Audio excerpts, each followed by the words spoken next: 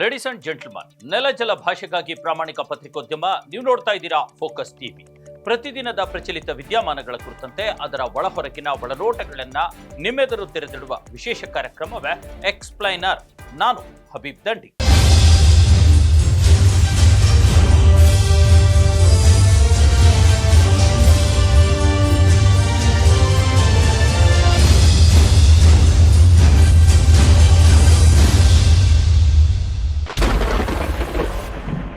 S ವೀಕ್ಷಕರೇ, ಇವತ್ತು ರಾಜ್ಯಾದ್ಯಂತ ಕೇವಲ ಬಳ್ಳಾರಿಯಲ್ಲಿ ನಡೆದಿರತಕ್ಕಂಥ ಘಟನೆಯ ಚರ್ಚೆಗಳು ಮಾಧ್ಯಮಗಳಲ್ಲೂ, ಜನರಲ್ಲೂ, ರಾಜಕೀಯ ವಲಯದಲ್ಲೂ ಚರ್ಚೆ ಆಗ್ತಾ ಇದ್ರೆ, ಈ ಕಡೆ ಮತ್ತೊಂದು ವಿಶೇಷ ಬೆಳವಣಿಗೆ, ರಾಜಕಾರಣದ ಬೆಳವಣಿಗೆ ನಡೀತಾ ಇದೆ. ಅದು ಜೆಡಿಎಸ್ ಪಕ್ಷಕ್ಕೆ ಸಂಬಂಧಿಸಿದ್ದು.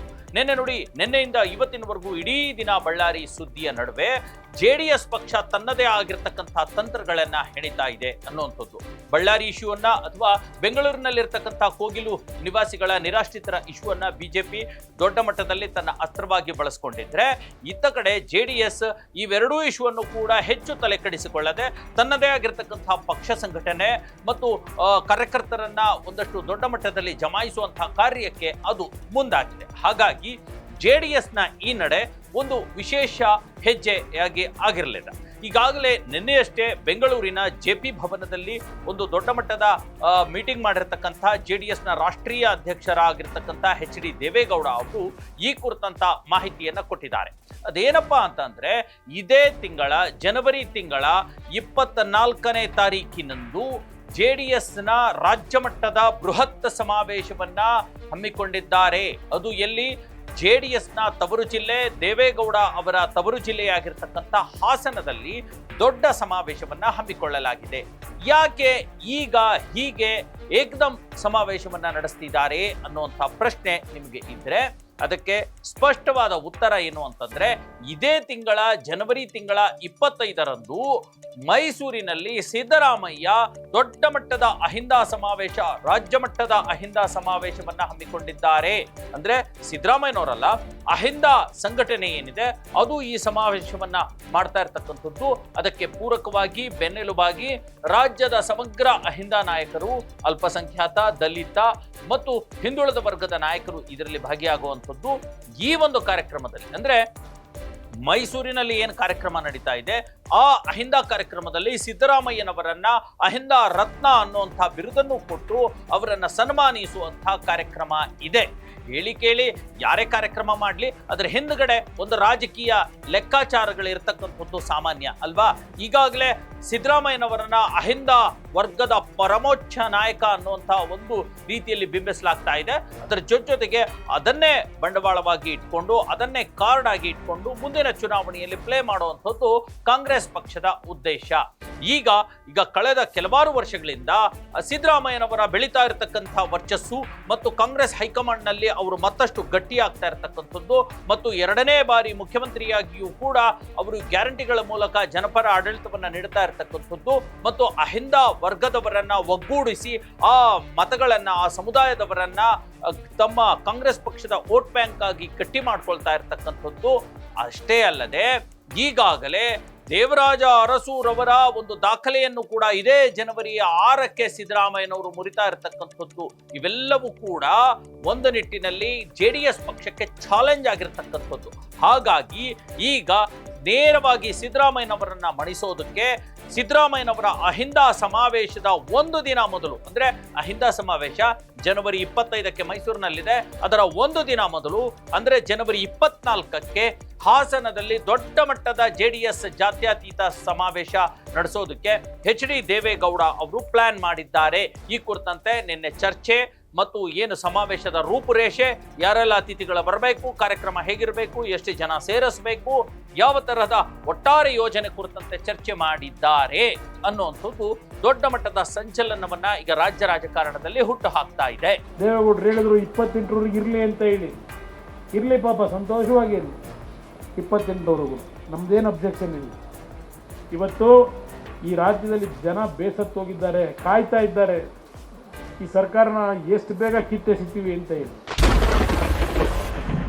ಎಸ್ ವೀಕ್ಷಕರೇ, ಹಾಗಾದ್ರೆ ದೇವೇಗೌಡ ಅವರೇ ಮುಂದೆ ನಿಂತ್ಕೊಂಡು ಈ ಒಂದು ಇಳಿವಯಸ್ಸಿನಲ್ಲೂ 94-95 ಇಳಿವಯಸ್ಸಿನಲ್ಲೂ ಫೀಲ್ಡ್ಗೆ ಎಳೆದು ಈ ರೀತಿ ರಾಜ್ಯ ರಾಜಕಾರಣದಲ್ಲಿ ಸಕ್ರಿಯವಾಗಿ ಸ್ಟ್ರಾಂಗ್ ಆಗಿ ಮತ್ತೆ ಎದ್ದು ನಿಂತಿರ್ತಕ್ಕಂಥದ್ದು, ಅವರು ತಮ್ಮ ಅನಾರೋಗ್ಯವನ್ನು ಕೂಡ ಬದಿಗೆ ಸರಿಸಿ ಮೈಕೊಡವಿ ಎದ್ದು ನಿಂತಿರ್ತಕ್ಕಂಥದ್ದು ದೊಡ್ಡ ಮಟ್ಟದ ಸಂಚಲನವನ್ನ ರಾಜ್ಯ ಕಾಂಗ್ರೆಸ್ ಪಕ್ಷಕ್ಕೆ ಈಗ ಉಂಟಾಗಿರ್ತಕ್ಕಂಥದ್ದು. ಯಾಕಂದ್ರೆ ಈಗಾಗಲೇ ಒಂದು ಹಂತದ ಒಂದು ಯೋಚನೆ ಕಾಂಗ್ರೆಸ್ ಪಕ್ಷದಿಂದ ಮುಂದುವರೆದಿತ್ತು. ಹಾಸನದಲ್ಲೇ ಅವರು ಈ ಕುರ್ಚಿ ಕಿತ್ತಾಟದ ನಡುವೆಯೂ ಕೂಡ ಇದೇ ಡಿ.ಕೆ. ಶಿವಕುಮಾರ್ ಮತ್ತು ಸಿದ್ದರಾಮಯ್ಯನವರು ಜಂಟಿಯಾಗಿ ಹಾಸನದಲ್ಲೇ 2 ಕಾಂಗ್ರೆಸ್ ಪಕ್ಷದ ಸಮಾವೇಶಗಳನ್ನ ನಡೆಸಿದ್ರು.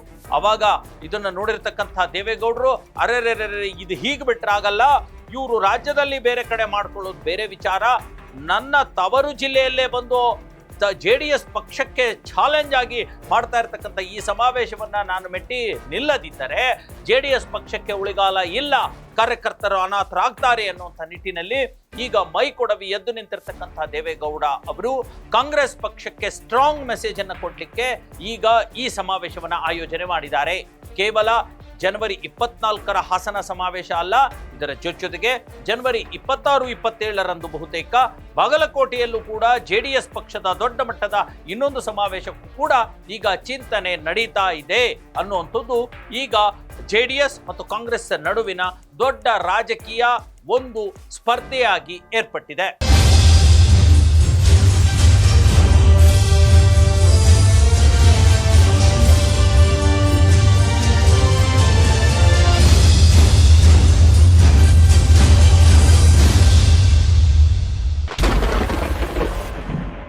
ಎಸ್ ವೀಕ್ಷಕರೇ, ಈ ಒಂದು ಸಮಾವೇಶಕ್ಕೆ ಸಂಬಂಧಪಟ್ಟ ಹಾಗೆ ಏನು ಹಾಸನದಲ್ಲಿ ಕಾಂಗ್ರೆಸ್ನವರು 2 ಸಮಾವೇಶಗಳನ್ನ ಮಾಡಿದ್ರಲ್ಲ, ಅದರ ನಂತರ ಮೈಕೊಡವಿ ಎದ್ದು ನಿಂತಿರ್ತಕ್ಕಂಥ ದೇವೇಗೌಡರು ನಿನ್ನೆ ಒಂದು ಮಾತನ್ನ ಹೇಳಿದ್ರು, ಬಹಳ ಮಾರ್ಮಿಕವಾಗಿ, ಸಮಯ ಮತ್ತು ಸಮುದ್ರದ ಅಲೆಗಳನ್ನ ನಿಲ್ಲಿಸಲು ಯಾರಿಂದಲೂ ಸಾಧ್ಯವಿಲ್ಲ ಅನ್ನುವಂಥ ಮಾತನ್ನ JDS ಪಕ್ಷದ ಶಕ್ತಿಯ ಕುರಿತಂತೆ ಅವರು ಹೇಳಿರ್ತಕ್ಕಂಥದ್ದು. ಅಂದ್ರೆ ನಮ್ಮನ್ನ ತಡೆಯೋದಕ್ಕೆ ಯಾರಿಂದಲೂ ಸಾಧ್ಯವಿಲ್ಲ, ಈಗಾಗಲೇ ಅವರು JDS ಮುಗಿಸೋದಕ್ಕೆ ನಾನು ಬಿಡೋದಿಲ್ಲ ಅನ್ನುವಂಥ ಮಾತನ್ನು ಕೂಡ ದೇವೇಗೌಡ ಹೇಳಿರೋದ್ರಿಂದ ಈಗ ಕಾಂಗ್ರೆಸ್ ಪಕ್ಷದ ವಿರುದ್ಧ ತೊಡೆ ತಟ್ಟಿ ದೇವೇಗೌಡರು ನಿಂತಿದ್ದಾರೆ. ಕೇವಲ ಕಾಂಗ್ರೆಸ್ ಪಕ್ಷ ಅಷ್ಟೇ ಅಲ್ಲ, ಈಗ ನೋಡಿ ಒಂದು ಮಾತನ್ನ ನಾನು ಹೇಳ್ತೀನಿ, ಕಾಂಗ್ರೆಸ್ ಪಕ್ಷ ಒಂದು ಕಡೆ ಆದ್ರೆ ಕಾಂಗ್ರೆಸ್ ಪಕ್ಷದ CM ಸಿದ್ದರಾಮಯ್ಯ ಮತ್ತು ಉಪಮುಖ್ಯಮಂತ್ರಿ DCM ಆಗಿರ್ತಕ್ಕಂಥ ಡಿ.ಕೆ. ಶಿವಕುಮಾರ್ JDS ಪಕ್ಷದ ಸಮಾನ ರಾಜಕೀಯ ವಿರೋಧಿಗಳು. JDS ಪಕ್ಷ ಮತ್ತು ಅದರ ನಾಯಕರು ಈ ಇಬ್ಬರನ್ನ, ಸಿದ್ದರಾಮಯ್ಯ ಮತ್ತು ಡಿ.ಕೆ. ಶಿವಕುಮಾರನ್ನ ಸಮಾನವಾಗಿ ವಿರೋಧಿಸ್ತಾರೆ ರಾಜಕೀಯವಾಗಿ. ಹಾಗಾಗಿ ಇವರಿಬ್ಬರು ಕೂಡ ಸಮಾನ ರಾಜಕೀಯ ಶತ್ರುಗಳು ಅಂತಾನೆ ಈಗ JDS ಪಕ್ಷ ಕನ್ಸಿಡರ್ ಮಾಡುತ್ತೆ. ರಾಜಕೀಯ ಶತ್ರುಗಳು ಅನ್ನುವಂಥ ಪದವನ್ನ ನಾನು ಬಳಸ್ತಾ ಇದ್ದೀನಿ. ಹಾಗಾಗಿ ಅದು ಈತ ಕಡೆ ಬಂದ್ರೆ ಈಗ ಕುರ್ಚಿ ಕಿತ್ತಾಟದ ಒಳಜಗಳ ಏನೇ ಇರಲಿ ಡಿ.ಕೆ. ಶಿವಕುಮಾರ್ ಮತ್ತು ಸಿದ್ದರಾಮಯ್ಯನವರ ನಡುವೆ, ಆದರೆ JDS ಪಕ್ಷದ ಮಾತು ಬಂದ್ರೆ ಇಬ್ಬರು ಕೂಡ ಒಂದಾಗಿ ನಿಂತು ಬಿಡ್ತಾರೆ. ಅಂದ್ರೆ JDS ಪಕ್ಷದ ಮತಗಳನ್ನ ಸೆಳೆದುಕೊಳ್ಳಕ್ಕೆ, JDS ಪಕ್ಷದ ಏನು ಶಾಸಕ ಒಂದು ಸ್ಥಾನಗಳಿದ್ದಾವೆ ಅವನ್ನ ಗಳಿಸ್ಕೊಳ್ಳಿಕ್ಕೆ, ಅಲ್ಲಿ ತಮ್ಮ ಪ್ರಭಾವವನ್ನು ಬೀರ್ಲಿಕ್ಕೆ ಒಂದಾಗಿ ನಿಂತು ಅದರಲ್ಲಿ ಕೆಲಸ ಮಾಡ್ತಾರೆ ಅನ್ನುವಂಥದ್ದು ಕೂಡ ಈಗ ಏನು ಅರಸೀಕೆರೆ ಶಾಸಕರಾಗಿದ್ದ JDS ನ ಶಾಸಕರಾಗಿದ್ದ ಶಿವಲಿಂಗೇಗೌಡ ಅವರನ್ನ ಕಾಂಗ್ರೆಸ್ಗೆ ಸೆಳೆದುಕೊಂಡು ಅವರನ್ನ ಕಾಂಗ್ರೆಸ್ ಶಾಸಕನನ್ನಾಗಿ ಆಯ್ಕೆ ಮಾಡಿಕೊಂಡಿರ್ತಕ್ಕಂಥದ್ದು ಇದಕ್ಕೆ ಒಂದು ಸ್ಪಷ್ಟ ಉದಾಹರಣೆ. ಹಾಗಾಗಿ JDS ನ ಎದುರಿಸಲಿಕ್ಕೆ ಕಾಂಗ್ರೆಸ್ನವರು, ಅದರಲ್ಲೂ ಸಿದ್ದರಾಮಯ್ಯ ಡಿ.ಕೆ. ಶಿವಕುಮಾರ್ ಗಟ್ಟಿಯಾಗಿದ್ದಾರೆ. ಈಗ ಡಿ.ಕೆ. ಶಿವಕುಮಾರ್ ಸಿದ್ದರಾಮಯ್ಯ ಅವರನ್ನ ಎದುರಿಸಲಿಕ್ಕೆ JDS ಕೂಡ ಗಟ್ಟಿಯಾಗಿದೆ. ಅದರಲ್ಲೂ ಪ್ರಮುಖವಾಗಿ ರಾಜಕಾರಣದ ಭೀಷ್ಮ ಆಗಿರ್ತಕ್ಕಂಥ ದೇವೇಗೌಡರ ಈಗ ಎದ್ದು ನಿಂತಿರ್ತಕ್ಕಂಥದ್ದು ದೊಡ್ಡ ಯುದ್ಧವನ್ನ ನಿರೀಕ್ಷಿಸಬಹುದಾಗಿದೆ. JDS ಅಲ್ಲಿ ತೆಗಿತೀನಿ, ಏನು ಕುಮಾರಸ್ವಾಮಿ ನಿನ್ನ ಮಗನ್ನ ಗೆಲ್ಲಿಸೋ ಯೋಗ್ಯತೆ ಇಲ್ಲ ನಿನಗೆ, ನೀನು ಇವತ್ತು ಅಭ್ಯರ್ಥಿ ಆಗಿದ್ದೀಯ, ನಿನ್ನ ಮುಗಿಸ್ತೀನಿ ಸಿದ್ದರಾಮಯ್ಯ ಹೇಳ್ತಾನೆ. ಅಧಿಕಾರದ ಅಹಂ ಇದೆಯಲ್ಲ, ಆ ಅಹಮ್ಮನ್ನ ಇಳಿಸ್ಲಿಕ್ಕೆ ಕೂತ್ಕೊಂಡಿದ್ದೀನಿ ಅಷ್ಟೇ. ಇದು ತುಂಬ ಚೆನ್ನಾಗಿ ಕೆಲಸ ಮಾಡುತ್ತೆ. ಇದು ಯಾರಿಗೆ ಜಗ್ಗೋದಿಲ್ಲ, ಯಾರಿಗೆ ಜಗ್ಗೋದಿಲ್ಲ. ಈ ಗರ್ವದ ಮಾತನ್ನು ಆಡಬೇಡಿ. ಎಸ್ ವೀಕ್ಷಕರೇ, ಹಾಗಾದ್ರೆ ಏನು ಗುರಿಗಳ ಇಟ್ಕೊಂಡು JDS ಈ ಕಾರ್ಯಕ್ರಮವನ್ನ ನಡೆಸ್ತಾ ಇದೆ ಅನ್ನುವಂಥದ್ದು ಅಂದ್ರೆ ಪಕ್ಷ ಸಂಘಟನೆ ಮತ್ತೆ ಮೈಕೊಡವೆ ನಿಂತಿರ್ತಕ್ಕಂಥದ್ದು, HD ದೇವೇಗೌಡ ಅವರೇ ಪಕ್ಷದ ಬೆನ್ನಿಗೆ ನಿಂತಿರ್ತಕ್ಕಂಥದ್ದು ಏನು ಗುರಿಗಳು ಅಂತ. ಪ್ರಮುಖವಾಗಿ ಸಿದ್ದರಾಮಯ್ಯ ಡಿ.ಕೆ. ಶಿವಕುಮಾರ್ ಅವರನ್ನ ಮಣಿಸಬೇಕು, ಕಾಂಗ್ರೆಸ್ ಪಕ್ಷವನ್ನ ಎದುರಿಸಬೇಕು. ಜೊತೆಗೆ ಈಗಾಗಲೇ ಪ್ರಜ್ವಲ್ ರೇವಣ್ಣ ಮತ್ತು ಸೂರಜ್ ರೇವಣ್ಣ ಅವರ ಕೇಸುಗಳಿಂದ ಸೂರಜ್ ರೇವಣ್ಣ ಅವರ ಅಸಹಜ ಲೈಂಗಿಕತೆ, ಪ್ರಜ್ವಲ್ ರೇವಣ್ಣ ಅವರ ಈ ರೇಪ್ ಕೇಸ್ಗಳಲ್ಲಿ ಶಿಕ್ಷೆ ಆಗಿರ್ತಕ್ಕಂಥದ್ದು, ಅದರಿಂದ ಪಕ್ಷದ ವರ್ಚಸ್ಸಿಗೆ ಧಕ್ಕೆ ಆಗಿದೆ ಅಲ್ವಾ. ಆ ವರ್ಚಸ್ಸನ್ನ ಮರಳಿಗಳಿಸುವಲ್ಲಿ ಮತ್ತಷ್ಟು ಪ್ರಮುಖ ಪಾತ್ರವನ್ನ ಜನಮಾನಸದಲ್ಲಿ ಆ ಇಶ್ಯೂಗಳು ನಿಲ್ಲದ ಹಾಗೆ ಜೆಡಿಎಸ್ ಪಕ್ಷದ ಸಾಧನೆಗಳನ್ನು ಹೇಳೋದ್ರ ಮೂಲಕ ಮತ್ತೆ ವರ್ಚಸ್ಸು ಗಳಿಸಿಕೊಳ್ಳುವಂಥದ್ದು ಪ್ರಮುಖ. ಹಾಗಾಗಿ ಇದರ ಜೊತೆಗೆ ಈಗೇನು ಅಹಿಂದ ಸಮಾವೇಶಗಳನ್ನ ಸಿದ್ದರಾಮಯ್ಯ ಮಾಡ್ತಾ ಅಹಿಂದ ವರ್ಗದ ಪ್ರಮುಖ ನಾಯಕ ಅಂತ ಹೇಳ್ತಾ ಇದ್ದಾರೆ. ಆ ಅಹಿಂದ ಮತಗಳನ್ನ ಮತ್ತೆ ವಾಪಸ್ ಸೆಳೆದುಕೊಳ್ಳಲಿಕ್ಕೆ, ಜಾತ್ಯತೀತ ಮತಗಳನ್ನ ಮತ್ತೆ ವಾಪಸ್ ಸೆಳೆದುಕೊಳ್ಳಕ್ಕೆ, ಅಹಿಂದ ವಿರುದ್ಧ ಜಾತ್ಯತೀತ ಸಂಘಟನೆಗಳನ್ನ ಬಲಗೊಳಿಸಲಿಕ್ಕೆ ಜೆಡಿಎಸ್ ಈಗ ಮುಂದಾಗಿರ್ತಕ್ಕಂಥದ್ದು ಎರಡನೇ ಕಾರಣ. ಜೊತೆಗೆ ಎಚ್.ಡಿ. ಕುಮಾರಸ್ವಾಮಿ ಅವರನ್ನ ಮುಂದಿನ ಸಿಎಂ ಆಗಿ ರೂಪಿಸಬೇಕಾಗಿರ್ತಕ್ಕಂಥದ್ದು ದೇವೇಗೌಡರ ಅವರ ಮೇಲೆ ಇರತಕ್ಕಂಥ ದೊಡ್ಡ ಜವಾಬ್ದಾರಿ ಅಲ್ವಾ.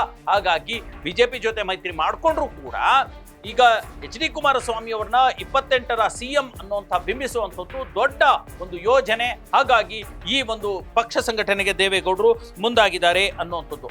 ಇದಲ್ಲದೆ ಈಗಾಗಲೇ ಕಾಂಗ್ರೆಸ್ ಪಕ್ಷದಲ್ಲಿ ಆಂತರಿಕ ಕಚ್ಚಾಟ, ಕುರ್ಚಿ ಕಿತ್ತಾಟ, ಒಳ ಜಗಳ, ಬಣ ಜಗಳ ಎಲ್ಲ ಶುರುವಾಗ್ಬಿಟ್ಟಿದೆ. ಅದರ ಲಾಭವನ್ನು ಪಡೆದುಕೊಳ್ಳೋದು, ಜೊತೆಗೆ ಅಷ್ಟೇ ಅಲ್ಲದೆ ಆಡಳಿತ ವೈಫಲ್ಯ ಈಗೇನು ಕಾಂಗ್ರೆಸ್ ಪಕ್ಷದಲ್ಲಿದೆ ಅದರ ಲಾಭವನ್ನು ಪಡ್ಕೊಂಡು ಒಂದಷ್ಟು ಜೆಡಿಎಸ್ ಸಂಖ್ಯೆಗಳನ್ನ, ಶಾಸಕರ ಸಂಖ್ಯೆಯನ್ನ ಹೆಚ್ಚು ಮಾಡಿಕೊಳ್ಳುವಂಥದ್ದು ಈಗ ಒಂದು ಗುರಿಯಾಗಿರ್ತಕ್ಕಂಥದ್ದು. ಯಾಕಂದ್ರೆ ನೋಡಿ, ಈಗಾಗಲೇ ಹಾಸನದಲ್ಲಿ ಯಾಕೆ ಕಾಂಗ್ರೆಸ್ನವರು ಮೀಟಿಂಗ್ ಮಾಡಿದ್ರು, ಅಲ್ಲಿ 2 ಸಭೆಗಳನ್ನ ನಡೆಸಿದ್ರು ಅಂತಂದ್ರೆ ಹಾಸನದಲ್ಲೇ ಜೆಡಿಎಸ್ ಪಕ್ಷವನ್ನ ಬಗ್ಗು ಬಡಿಯಬೇಕು ಅನ್ನುವಂಥದ್ದು ಕಾಂಗ್ರೆಸ್ನವರ ಒಂದು ನಿರೀಕ್ಷೆ. ಅಲ್ಲಿರ್ತಕ್ಕಂಥ 7 ವಿಧಾನಸಭಾ ಕ್ಷೇತ್ರಗಳಲ್ಲಿ ಈಗಾಗಲೇ ಜೆಡಿಎಸ್ 4ರಲ್ಲಿದೆ, ಬಿಜೆಪಿ 2ರಲ್ಲಿದೆ ಮತ್ತು ಅರಸೀಕೆರೆಯಿಂದ ಶಿವಲಿಂಗೇಗೌಡರು ಕಾಂಗ್ರೆಸ್ ಪಕ್ಷದ ಶಾಸಕರಾಗಿ ಒಬ್ಬರಿದ್ದಾರೆ. ಜೊತೆಗೆ ಹಾಸನಕ್ಕೆ ಈಗ ಒಂದು ಕಳೆದ 4-6 ಬಾರಿಯಿಂದ ಎಚ್.ಡಿ. ದೇವೇಗೌಡ ಅವರೇ ಸುಮಾರು 5 ಬಾರಿ MP ಆಗಿರ್ತಕ್ಕಂಥದ್ದು. 1991, 1998, 2004, 2009, 2014ರಲ್ಲಿ 5 ಬಾರಿ ದೇವೇಗೌಡರೇ MP ಆಗಿ ಎಲೆಕ್ಟ್ ಆಗ್ತಾ ಇದ್ರು ಹಾಸನ ಲೋಕಸಭಾ ಕ್ಷೇತ್ರದಿಂದ. ಆದರೆ ಈ ಬಾರಿ ಪ್ರಜ್ವಲ್ ರೇವಣ್ಣ ಅವರ ಕೇಸಿನಿಂದ ಅಲ್ಲಿ ಕಾಂಗ್ರೆಸ್ ವ್ಯಕ್ತಿ, ಕಾಂಗ್ರೆಸ್ ಕ್ಯಾಂಡಿಡೇಟ್ MP ಆಗಿ ಆಯ್ಕೆ ಆಗಿರ್ತಕ್ಕಂಥದ್ದು ಶ್ರೇಯಸ್ ಎಂ ಪಟೇಲ್ ಅನ್ನುವಂಥವ್ರು. ಹಾಗಾಗಿ ಏನು ಒಂದು MLA ಸ್ಥಾನ ಇದೆ, ಒಂದು MP ಸ್ಥಾನ ಇದೆ, ಅವೆರಡನ್ನು ಕೂಡ ಕ್ರೋಢೀಕರಿಸಿ ಜೆಡಿಎಸ್ ಪಕ್ಷವನ್ನು ಬಗ್ಗು ಬಡಿಲಿಕ್ಕೆ ಕಾಂಗ್ರೆಸ್ ತಂತ್ರವನ್ನು ಮಾಡ್ತಾ ಇದ್ರೆ, ತಾನು ತನ್ನ ತವರು ಕ್ಷೇತ್ರದಲ್ಲಿ ಗಟ್ಟಿಯಾಗಿ ನಿಲ್ಲಕ್ಕೆ ಜೆಡಿಎಸ್ ಕೂಡ ತಂತ್ರ ಪ್ರತಿತಂತ್ರವನ್ನ ಮಾಡ್ತಾ ಇದೆ ಅನ್ನುವಂಥದ್ದು ಬಹಳ ಪ್ರಮುಖ. ಹಾಗಾಗಿ ಈ ಒಂದು ಸಮಾವೇಶಗಳು ಮಹತ್ವ ಪಡೆದುಕೊಂಡಿವೆ.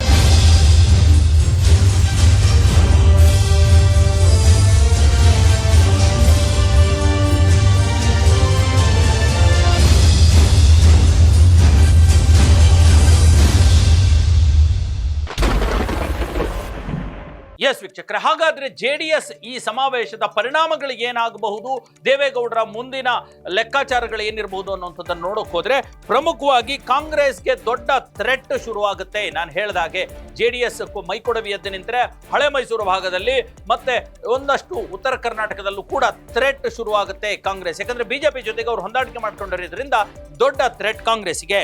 ಎರಡನೇದು ಸಿದ್ದು ಡಿ.ಕೆ. ಒಗ್ಗಟ್ಟಾಗಿರ್ತಕ್ಕಂಥ ಒಗ್ಗಟ್ಟನ್ನು ಮುರಿಲಿಕ್ಕೆ ಮತ್ತು ಅವರ ವಿರುದ್ಧ ರಾಜಕೀಯ ಒಂದು ತಮ್ಮ ತಂತ್ರಗಳನ್ನ ರೂಪಿಸಲಿಕ್ಕೆ ಸಾಧ್ಯ ಆಗುತ್ತೆ. ಜೊತೆಗೆ ಬಿಜೆಪಿಗೂ ಕೂಡ ಜೆಡಿಎಸ್ ದೊಡ್ಡ ಒಂದು ತನ್ನ ಶಕ್ತಿ ಪ್ರದರ್ಶನ ಮಾಡಬೇಕಾಗಿದೆ. ಕೇವಲ ಬಿಜೆಪಿ ಜೊತೆ ಸೇರ್ಕೊಂಡು ಬಿಟ್ಟಿದ್ದೀವಿ ಅಂತ ತಕ್ಷಣ ನಾವು ನಗಣ್ಯ ಅಥವಾ ಕೇವಲ ಕೆಲವೇ ಸಂಖ್ಯೆಗಳು ನಮ್ಮ ಶಕ್ತಿ ಇಲ್ಲ ಅನ್ನುವಂಥದ್ದು ಬಿಜೆಪಿ ಅವರು ತಿಳ್ಕೊಳ್ಳೋದು ಬೇಡ. ನಮ್ಮ ಸಂಘಟನೆ ಮತ್ತು ನಮ್ಮ ಪಕ್ಷದ ಶಕ್ತಿ ಎಷ್ಟಿದೆ ಅನ್ನುವಂಥದ್ದನ್ನು ತೋರಿಸಲಿಕ್ಕೆ ದೇವೇಗೌಡರು ಇದು ಮಾಡಿರ್ತಕ್ಕಂಥದ್ದು. ಮುಂದಿನ ಮತ್ತೊಂದು ಪ್ರಮುಖ ಕಾರಣ ಸೀಟು ಹಂಚಿಕೆ ಇದೆಯಲ್ಲ. ಬಿಜೆಪಿ ಜೊತೆಗೆ 2028ರ ಚುನಾವಣೆಯಲ್ಲಿ ಸೀಟ್ ಹಂಚಿಕೆ ಮಾಡ್ಕೋಬೇಕಲ್ಲ, ಅವಾಗ ಪಕ್ಷ ಸ್ಟ್ರಾಂಗ್ ಆಗಿದ್ರೆ, ಕಾರ್ಯಕರ್ತರು ಸ್ಟ್ರಾಂಗ್ ಆಗಿದ್ರೆ ಹೆಚ್ಚು ಸೀಟುಗಳಿಗೆ ಡಿಮ್ಯಾಂಡ್ ಮಾಡಬಹುದು ಅನ್ನುವಂಥ ದೂರದ ಲೆಕ್ಕಾಚಾರವೂ ಕೂಡ ದೇವೇಗೌಡರಿಗಿದೆ. ಎಲ್ಲದಕ್ಕಿಂತ ಹೊರತಾಗಿ ಬಹಳ ದೊಡ್ಡ ಮತ್ತು ಮತ್ತೊಂದು ದೊಡ್ಡ ಏನು ಯೋಜನೆ ಅಂತಂದ್ರೆ, ಈ ಬಾರಿ 90 ಚಿಲ್ಲರೆ ವಯಸ್ಸಾಗಿರ್ತಕ್ಕಂಥ 94-95 ವಯಸ್ಸಾಗಿರ್ತಕ್ಕಂಥ ದೇವೇಗೌಡರು ಇದು ನನ್ನ ಅಂತಿಮ ಚುನಾವಣೆ, ಇದು ನನ್ನ ಲಾಸ್ಟ್ ಎಲೆಕ್ಷನ್ ಅನ್ನುವಂಥ ಒಂದು ಕಾರ್ಡ್ ಅನ್ನ ಪ್ಲೇ ಮಾಡಿ ಜೆಡಿಎಸ್ ಪಕ್ಷದ ಒಂದು ಶಕ್ತಿಯನ್ನ ಮತ್ತಷ್ಟು ಹೆಚ್ಚಿಸುವಂಥ ಎಲ್ಲ ಪ್ರಯತ್ನಗಳನ್ನು ಮಾಡುವಂಥ ಲೆಕ್ಕಾಚಾರಗಳು ನಡೀತಾ ಇರತಕ್ಕಂಥದ್ದು. ಹಾಗಾಗಿ ಈ ದೇವೇಗೌಡ ಅವರು ನಡೆಸ್ತಾ ಇರತಕ್ಕಂಥ ಈ ಒಂದು ಹಾಸನದ ಸಮಾವೇಶ ಮತ್ತು ಬಾಗಲಕೋಟೆಯ ಸಮಾವೇಶ ದೊಡ್ಡ ಮಹತ್ವವನ್ನು ಪಡೆದುಕೊಂಡಿದೆ.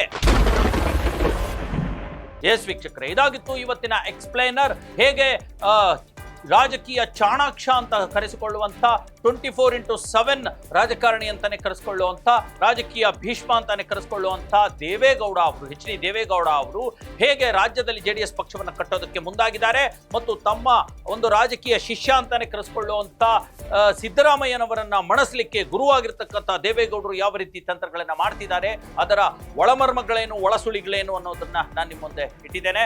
ಮತ್ತೊಂದು ವಿಚಾರದೊಂದಿಗೆ ನಿಮ್ಮ ಮುಂದೆ ಬರ್ತೀನಿ. ಅಲ್ಲಿವರೆಗೂ ನೋಡ್ತಾ ಇರಿ ನೆಲ ಜಲ ಭಾಷೆಗಾಗಿ ಪ್ರಾಮಾಣಿಕ ಪತ್ರಿಕೋದ್ಯಮ, ನಿಮ್ಮ ಫೋಕಸ್ ಟಿವಿ.